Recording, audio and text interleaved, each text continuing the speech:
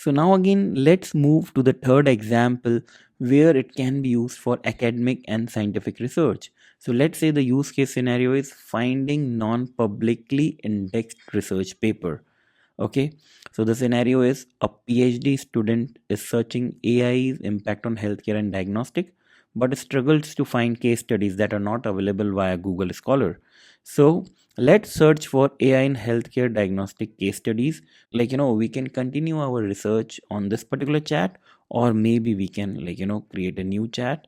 Go over here and click on Deep Think, and then click let's select Deep Think and then click enter. So again it is thinking and it will give us the answer. So the answer may not be accurate, the answer may be accurate, the answer can be very good, but when we are working with these tools, we need to understand what we are looking for, and we need to verify the answers.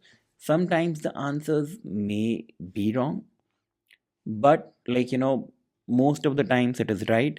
But you should verify, you should verify, but you should verify before publishing and doing all this stuff. So we are getting our answer, it is getting ready.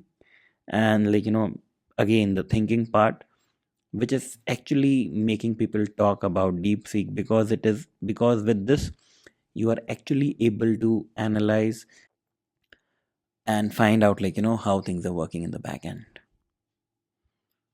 So it is ready. So the answer is ready. It took around 49 seconds to create, or create the answer for you. And here it is. So AI in healthcare diagnostics, projected case studies for 2025. So AI in oncology, AI powered pathology for rare cancers, wearable ECG monitors. And it will give you a good amount of insights, right? So you need to learn to interact with it and then get the most insights or information out of it. So I hope you would have understood how DeepSeek works. So I hope you would have understood how DeepSeek works and the concept of chats, right?